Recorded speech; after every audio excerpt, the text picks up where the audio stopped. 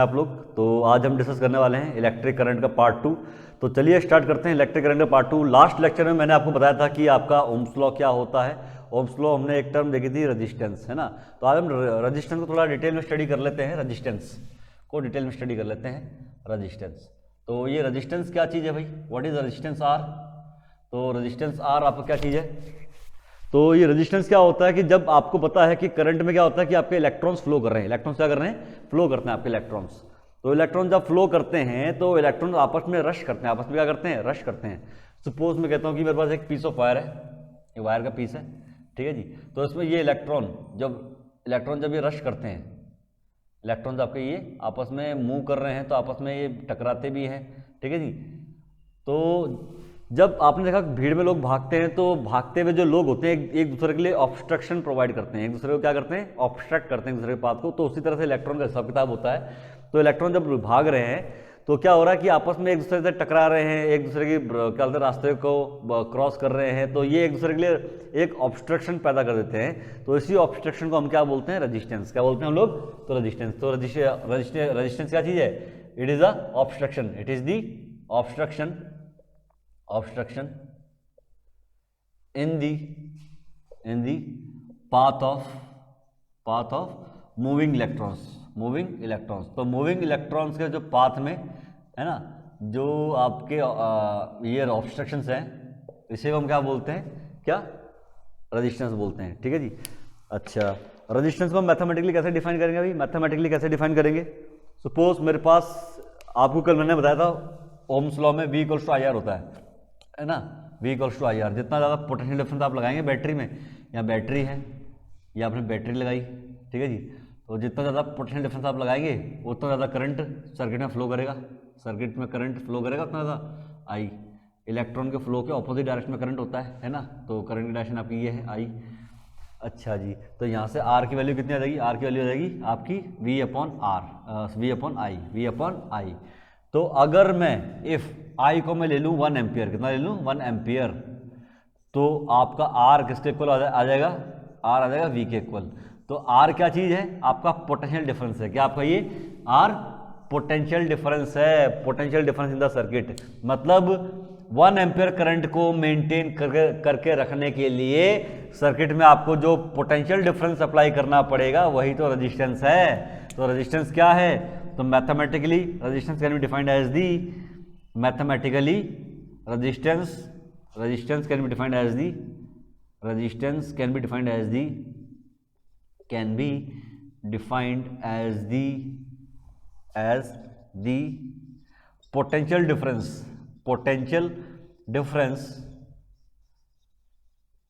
need to be applied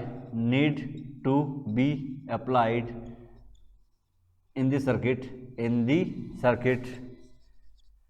circuit in order to maintain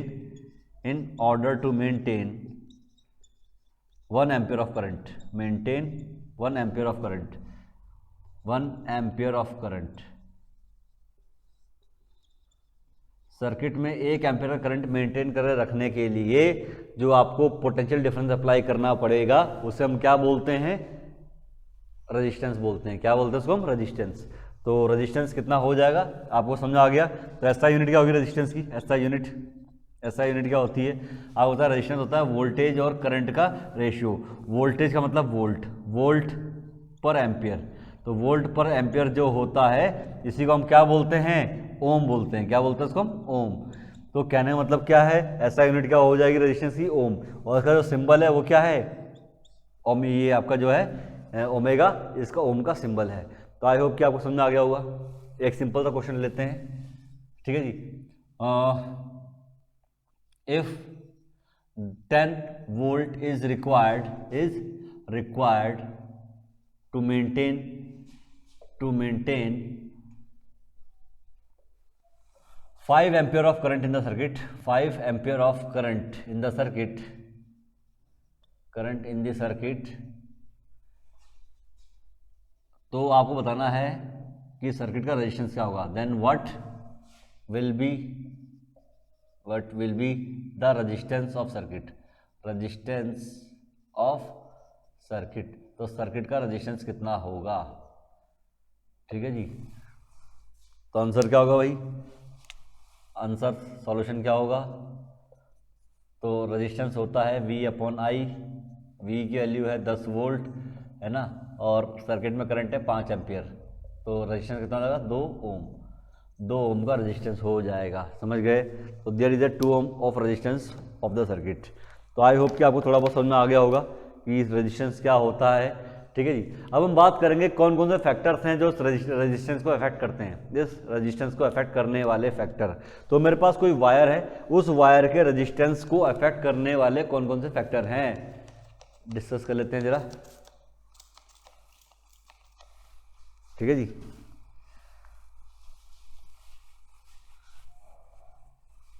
पहला जो factor है जो किसी भी वायर के रेजिस्टेंस को अफेक्ट करता है वो क्या है, देखें। तो हम बात कर रहे हैं फैक्टर्स अफेक्टिंग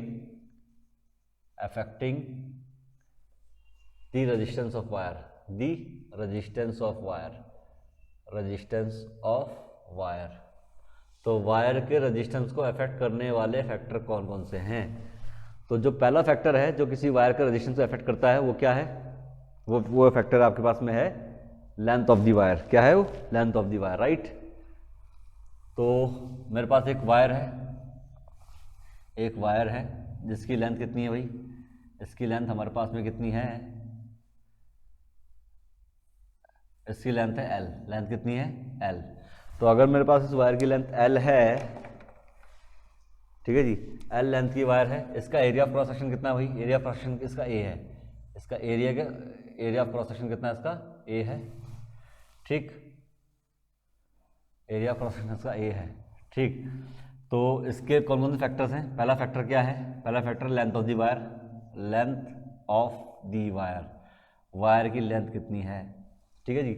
तो जितनी ज़्यादा नॉर्मली देखा गया है, जितनी ज़्यादा वायर की लेंथ होती है, जितनी ज़्यादा वायर की लेंथ होती है उतना उसका रेजिस्टेंस होता है, ठीक है जी। तो more the length more will be the resistance. आपको पता है कि जितनी ज़्यादा लेंथ होगी उतना ज़्यादा उस इलेक्ट्रॉन को उतना ट्रैवल करना पड़ेगा, मतलब उनके लिए रेजिस्टेंस उतना ज़्यादा हो जाएगा, है ना। तो पहला तो लेंथ, सेकंड हमारे पास में क्या है, area of cross section, area of cross section, ठीक है जी। तो वायर की जो थिकनेस है वो भी इफेक्ट करती है वायर के रेजिस्टेंस को। जो थर्ड फैक्टर है हमारे पास में वो क्या है, टेम्परेचर। तो टेम्परेचर ऑफ वायर भी इफेक्ट करता है भाई, टेम्परेचर ऑफ वायर, क्योंकि होता क्या है, ठीक है जी, होता क्या है, अब होता है कि जब आपके इलेक्ट्रॉन फ्लो कर रहे हैं तो जो आयंस बचे हुए हैं जिसमें से वो इलेक्ट्रॉन निकले हैं तो वो आयंस तो बच गए, कैटायंस, वो कैटायन अपनी जगह पे ही है। कैटायन भारी होता है तो कैटायन मूव तो नहीं कर सकता, बट जो कैटायन होता है it keep on vibrating at its respective place, वो वाइब्रेट करता रहता है अपनी जगह पे। तो जैसे ही आप वायर का टेम्परेचर बढ़ाते हैं तो वो वाइब्रेशन बढ़ जाते हैं, वाइब्रेशन बढ़ने से क्या होता है, वो ज़्यादा ऑब्स्ट्रक्शन प्रोवाइड करेंगे फ्लोइंग इलेक्ट्रॉन्स को, समझ गया ना। तो जनरली टेम्परेचर बढ़ाने पर जो कंडक्टर्स का रेजिस्टेंस होता है वो बढ़ जाता है, क्यों, क्योंकि थर्मल वाइब्रेशन बढ़ जाते हैं उन कैटायंस के। तो कैटायन के थर्मल वाइब्रेशन बढ़ गए तो ज़्यादा ऑब्स्ट्रक्शन प्रोवाइड करते हैं उन फ्लोइंग इलेक्ट्रॉन्स को। और लास्ट में होता है नेचर ऑफ मटेरियल, मटेरियल का नेचर कैसा है, nature of material of wire, nature of material of wire. अगर वायर आपके पास कॉपर की है तो जाहिर सी बात है उसका रेजिस्टेंस कम मिलने वाला है, एल्यूमिनियम का रेजिस्टेंस थोड़ा ज़्यादा होगा, आयरन का रेजिस्टेंस थोड़ा ज़्यादा होगा एज़ कम्पेयर टू कॉपर, समझ गए ना। और क्या बोलते हैं, ग्रेफाइट वगैरह का रेजिस्टेंस तो काफ़ी ज़्यादा होगा एज़ कम्पेयर टू कॉपर। तो कहने का मतलब क्या है, वायर का जो मटेरियल है उसके नेचर पे भी डिपेंड करता है मटेरियल कौन सा है, ठीक है। कॉपर की वायर है, सिल्वर की वायर है, और गोल्ड की वायर का रेजिस्टेंस तो और भी कम होगा एज़ कम्पेयर टू कॉपर। पर हम गोल्ड की वायर को यूज़ कर नहीं सकते इंडिया में, है ना, यहाँ तो लोग कॉपर नहीं छोड़ते, तो गोल्ड तो आप समझ सकते हैं कि। चलिए डिस्कस करते हैं पहले। तो how resistance depends on length and area, length and area पर कैसे डिपेंड करता है रेजिस्टेंस, राइट। तो पहले हम बात करते हैं dependence of resistance, dependence of resistance on length and area, resistance on L and area, ठीक है जी। तो रेजिस्टेंस जो होता है it is directly proportional to length, मैं बता चुका हूँ। जितनी ज़्यादा वायर की लेंथ होगी उतना ज़्यादा इलेक्ट्रॉन को ट्रैवल करना पड़ेगा, उतना ज़्यादा उनके लिए रेजिस्टेंस बढ़ जाएगा, ऑब्स्ट्रक्शन बढ़ जाएगा। Resistance is inversely proportional to area of cross section, area of cross section का इन्वर्सली प्रोपोर्शन में। क्यों भाई? क्योंकि आपको पता है, अगर आप खुद ही इमेजिन कीजिए, अगर गेट किसी मेट्रो में गेट चौड़ा है तो लोगों के लिए निकलना आसान होता है। अगर लोग ईजिली निकल रहे हैं मतलब रेजिस्टेंस कम है, इलेक्ट्रॉन इजीली पास हो रहे हैं मतलब रेजिस्टेंस कम है, तभी तो इजीली पास हो रहे हैं। और उसी जगह अगर मैं नैरो गेट ले लूँ, एक नैरो सा गेट ले लूँ, तो उसमें उस गेट से लोगों का निकलना बहुत मुश्किल हो जाता है, बहुत मुश्किल हो जाता है। तो आप कह सकते हैं कि अगर नैरो थिकनेस ऑफ वायर होगी तो इलेक्ट्रॉन का पास होना मुश्किल हो जाएगा, मतलब आप कह सकते हैं रेजिस्टेंस बढ़ रखा है, रेजिस्टेंस बढ़ गया है। समझ गए? तो अगर मैं इन दोनों फैक्टर्स को कंबाइन करता हूँ तो मुझे मिलेगा R directly proportional to L upon A. यहाँ पे प्रोपोर्शनल का साइन हटाना है तो कांस्टेंट देना पड़ेगा, उस कांस्टेंट को बोलते हैं रजिस्टिविटी। क्या बोलते हैं उसको हम? रजिस्टिविटी। तो रजिस्टिविटी ये क्या है? Resistivity of wire, resistivity of wire, resistivity या इसी को बोलते हैं हम स्पेसिफिक रेजिस्टेंस। क्या बोलते हैं? Specific resistance, specific resistance of wire, ठीक। तो ये रो क्या है? वायर का स्पेसिफिक रेजिस्टेंस है। और समझ गए ना? तो आगे बढ़ते हैं हम लोग। आपको समझ आ गया लेंथ के डायरेक्टली प्रोपोर्शन में, एरिया के इनवर्सली प्रोपोर्शन में है। इसको हम इसके थ्रू एक क्वेश्चन हम लोग डिस्कस कर लेते हैं, ठीक है। इस स्पेसिफिक रेजिस्टेंस को अभी हमें डिटेल में स्टडी करना है, थोड़ी देर में डिस्कस करेंगे कि रेजिस्टिविटी क्या होता है, कौन से फैक्टर पर डिपेंड करता है। पहले हम एक न्यूमेरिकल ले लेते हैं कि अगर मैं किसी वायर की लेंथ को 2 गुना कर दूं, कितना कर दूं? 2 टाइम्स कर दूं। क्वेश्चन है हमारे पास में, if the length of the wire, if the length of the wire is doubled, क्या कर दें हम उसको? डबल कर दें, doubled, then find percentage change in resistance. तो रेजिस्टेंस में कितने परसेंट का चेंज आएगा, ठीक है जी। तो बेसिकली हमें निकालना क्या है? इसमें परसेंटेज चेंज निकालना है, ठीक है जी। परसेंटेज चेंज कैसे निकालते हैं? परसेंटेज चेंज इन रेजिस्टेंस कैसे निकालेंगे भाई? इन रेजिस्टेंस कि रेजिस्टेंस में कितने का चेंज आया, ओरिजिनल रेजिस्टेंस कितना था, इनिशियल रेजिस्टेंस कितना था, इंटू 100, ऐसे निकालेंगे कितने का चेंज आया, ओरिजिनल वैल्यू क्या थी, इंटू 100। अब कैसे फाइंड करें? तो हमारे पास में, अच्छा, तो अगर कोई वायर है उसकी लेंथ को आपने डबल कर दिया, लेंथ एल थी, है ना, एरिया पहले कितना था, ए मान लेता हूँ, एरिया क्रॉस सेक्शन कितना वायर का, कितना है, ए है, ठीक है जी, ए इसका एरिया है। आपने लेंथ को खींच दिया, अगर आपने किसी वायर की लेंथ को खींच दिया तो उसका एरिया भी तो कम हो जाएगा, उसका एरिया भी क्या हो जाएगा, कम हो जाएगा ना। तो आपने इस वायर को खींच दिया तो उसका एरिया भी क्या हो जाएगा, थोड़ा सा कम हो जाएगा, ठीक है। तो पहले एरिया A1 था, अब कितना मान लेते हैं, A2 मान लेते हैं, कितना मान लेते हैं, A2, और लेंथ कितनी थी पहले, L थी, लेंथ खींच के आपने कितनी कर दी, 2L कर दी, कितनी कर दी, 2L, तो उसका एरिया भी कितना हो जाएगा, A2 हो जाएगा, है ना, A2 हो जाएगा। पर आपको अच्छी तरह पता है, आप किसी वायर को कितना भी खींच लो, कितना भी कंप्रेस कर दो, उसके वॉल्यूम में चेंज नहीं आएगा, उसके वॉल्यूम में चेंज नहीं आएगा। तो वॉल्यूम पहले जो था अभी वही रहेगा वॉल्यूम। तो पहले वॉल्यूम कितना था भाई, पहले था वॉल्यूम A1 इंटू एल। अब कितना वॉल्यूम है, A2, एरिया ऑफ सिलेंडर है ना, सिलेंडर का वॉल्यूम कैसे निकालते हैं, उसका एरिया इंटू लेंथ। तो अब वॉल्यूम कितना है, A2 into 2L, A2 into 2L इसका वॉल्यूम है। तो वॉल्यूम आपका सेम रहना चाहिए, पहले वॉल्यूम A1 इंटू एल था, अब वॉल्यूम कितना है, A2 इंटू 2L है। तो आपका चीज़ वॉल्यूम सेम रहना चाहिए। वॉल्यूम अगर सेम है तो A1 और A2 का रेशियो कितना आ जाएगा भाई हमारे पास में, A1 A2 का रेशियो आ जाएगा L से गया L 2:1। तो आप कह सकते हो, चलिए बच्चों हम बात कर रहे थे कि आपको पता है कि वायर को आप कितना भी स्ट्रेच कर दें, कुछ भी कर दें, वॉल्यूम उसका सेम रहेगा, वॉल्यूम सेम है, A1 इंटू एल बराबर A2 इंटू 2L। इस वायर का वॉल्यूम है, इसका area of cross section into इसकी लेंथ, ठीक है जी, इस वायर का वॉल्यूम है, इसका area of cross section into इसकी लेंथ, राइट। तो अगर आप यहाँ से सॉल्व करेंगे, एल से एल गया तो A1 और A2 का रेशियो क्या आ जाएगा, 2:1। तो इस चीज़ हमें A2 और A1 का रेशियो क्या मिल जाएगा, A2 और A1 का रेशियो मिलेगा हमें 1:2। तो उसको दिमाग में रखेंगे बच्चों, ठीक है जी। चलिए जी, अब हम बात करते हैं इन दोनों वायर के रेजिस्टेंस की। तो रेजिस्टेंस R1 कितना भाई, R1 की वैल्यू कितनी है, R1 है रो L अपॉन A1, ठीक है जी, रो L, लेंथ कितनी इसकी L है, एरिया अच्छा जी, ठीक है जी। तो उसका रेजिस्टेंस आपका ये है, और जो सेकंड वायर है उसका रेजिस्टेंस कितना है, सेकंड वायर का रेजिस्टेंस R2 है, ये है। रजिस्टिविटी सेम रहेगी, क्योंकि आपको पता है रजिस्टिविटी डिपेंड करती है उस बॉडी, उस वायर के क्या कहते हैं, उस वायर की मटेरियल, उस वायर की मटेरियल पे डिपेंड करता है, मटेरियल किस चीज़ का है। तो लेंथ कितनी लेंगे हम लोग, 12 लेंगे, इंटू एरिया कितना लेंगे हम लोग, A2, इंटू एरिया कितना लेंगे, A2 लेंगे, राइट। तो ये R1 है, इसका R2 है, ये रजिस्टेंस आपका ये, तो इसका जो रेजिस्टेंस हो जाएगा 2ρl/A2 हो जाएगा, ठीक है जी। और A2 की वैल्यू क्या पुट करेंगे हम लोग, A2 की वैल्यू को हम क्या पुट कर सकते हैं, A2 की वैल्यू यहाँ से पुट कर सकते हैं हम लोग कितनी, A1/2। तो आप देख रहे हो लेंथ तो डबल हो गई, पर इस वायर का जो एरिया ऑफ क्रॉस सेक्शन था, ये वाला एरिया ऑफ क्रॉस सेक्शन था, ये हाफ हो गया है ना, पहले से आधा हो गया। तो ये कितना हो जाएगा, A2 की जगह क्या लिखेंगे हम, A1/2, 2 पर जाएगा, ये हो जाएगा 4ρl/A1। तो ये आपके पास सेकंड वायर का रेजिस्टेंस आ जाएगा।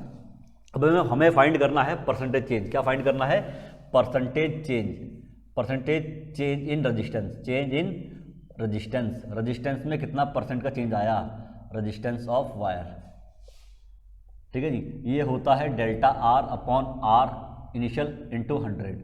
डेल्टा R की वैल्यू कितनी है, डेल्टा R की वैल्यू कितनी है भैया, डेल्टा R होता है R2 माइनस R1 है ना, upon initial upon R1 into 100।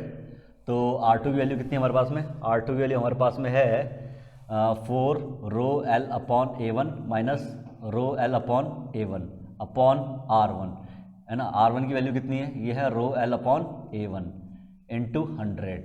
ये हो जाएगा 4ρl/A1 में से 1ρl/A1 गया, तो बचेगा 3ρl/A1 अपॉन ρl/A1 इंटू 100, कितना आ जाएगा 300%। तो जो आपका परसेंटेज चेंज आया है रेजिस्टेंस में 300% का आया है। तो रेजिस्टेंस में जो चेंज आया है आपका वो 300% का चेंज आया है बच्चों। तो आपको इस चीज़ को दिमाग में रखना है, ठीक है जी। ये कैसा सॉल्व किया, इस प्रकार के क्वेश्चन आपको मिल सकते हैं एग्जाम में, ठीक है जी। तो कितना परसेंट चेंज आएगा आपका, अगर मैं इसकी लेंथ को डबल कर दूं, ट्रिपल कर दूं, हाफ कर दूं, तो इस तरह का आपको क्वेश्चन बन सकते हैं। तो आई होप कि आपको ये क्वेश्चन समझ में आ गया होगा।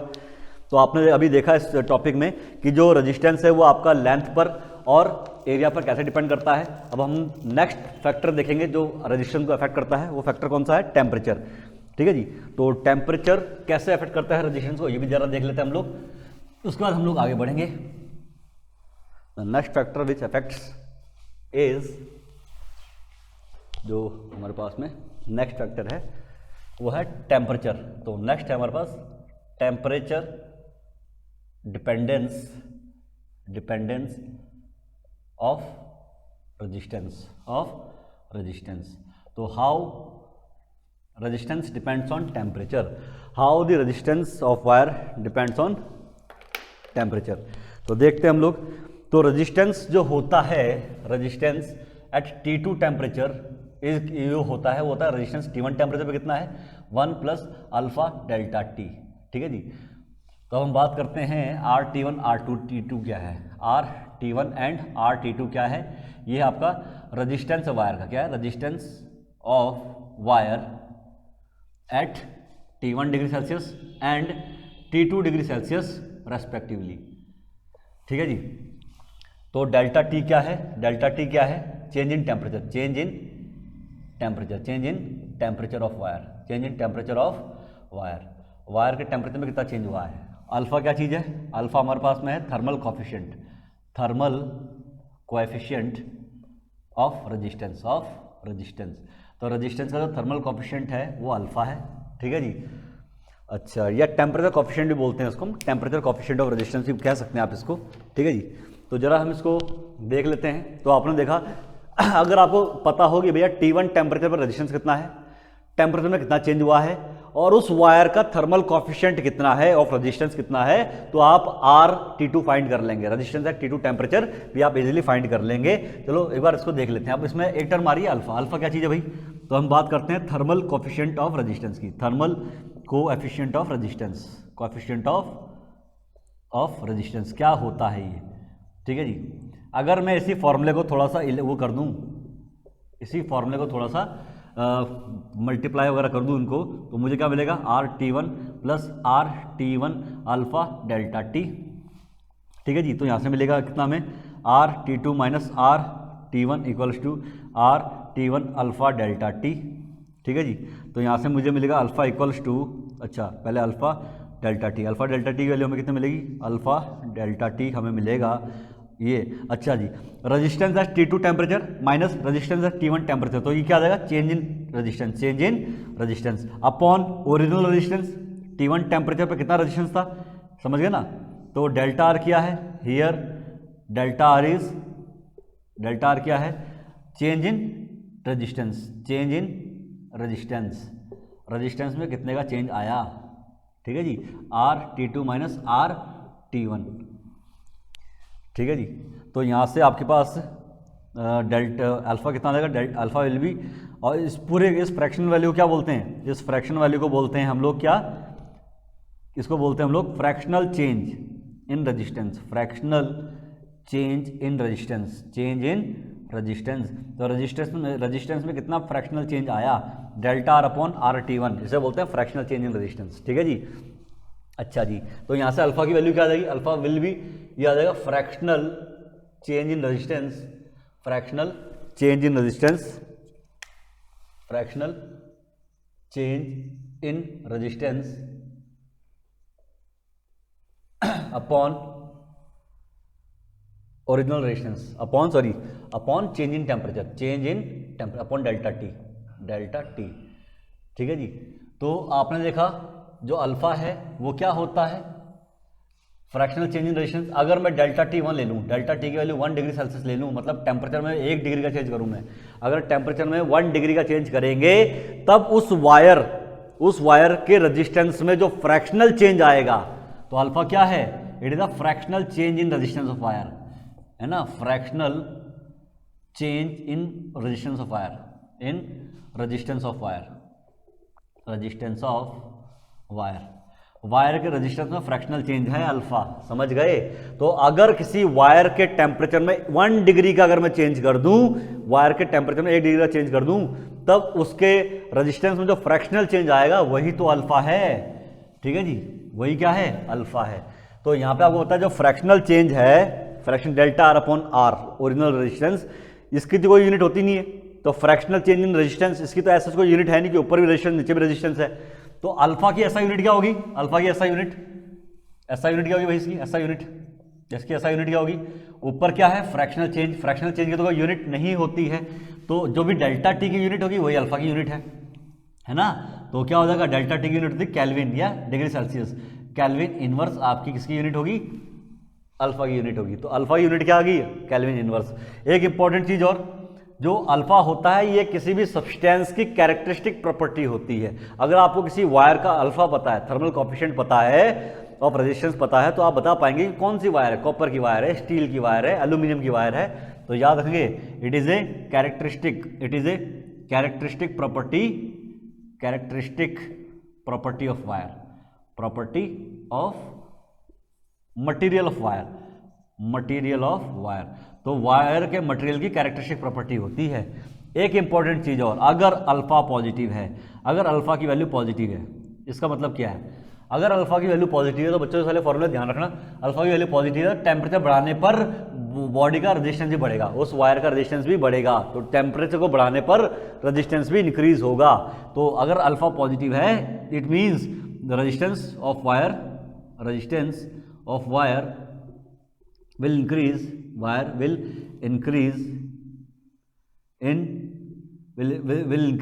with increase in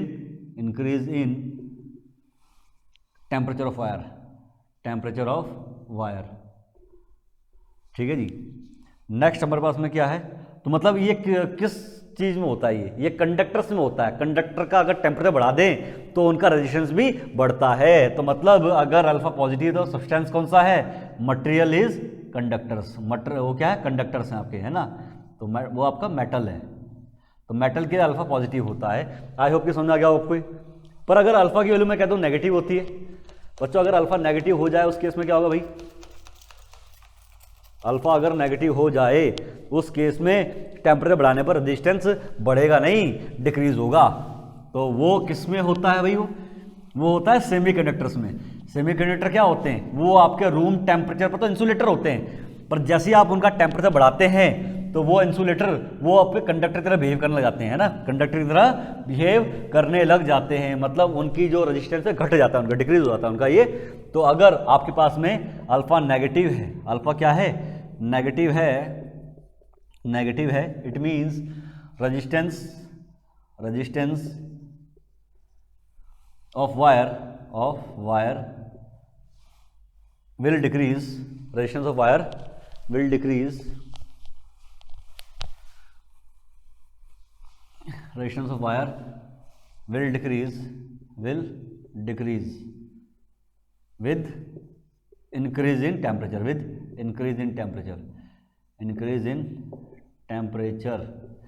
समझ गए। अल्फा अगर नेगेटिव है तो अल्फा नेगेटिव है तो ये किसका होता है भैया, ये सेमीकंडक्टर्स में होता है, तो मतलब वो मटेरियल क्या है, सेमीकंडक्टर है, क्या है, सेमीकंडक्टर। तो मतलब आप अल्फा का साइन देके ये बता सकते हैं कि आपका मटेरियल कंडक्टर है कि सेमीकंडक्टर है। तो अल्फा क्या है, कैरेक्टरिस्टिक प्रॉपर्टी है, क्या ये कैरेक्टरिस्टिक प्रॉपर्टी है उस वायर के मटेरियल की। तो आई होप कि बच्चों आपको समझ में आ गया होगा रेजिस्टेंस क्या होता है, कौन से फैक्टर पे डिपेंड करता है, कैसे डिपेंड करता है। तो इनसे आपके क्वेश्चन काफ़ी ज़्यादा बन सकते हैं आपके ये, अल्फा अगर पॉजिटिव है तो क्या होता है, अल्फा नेगेटिव है तो क्या होता है। तो इन चीज़ को ध्यान रखना, रेजिस्टेंस में 2 पॉइंट आपके बड़े इंपॉर्टेंट है। तो चलिए इस लेक्चर में करते हैं इतना ही, मिलते हैं आपसे नेक्स्ट लेक्चर में, टिल देन बाय।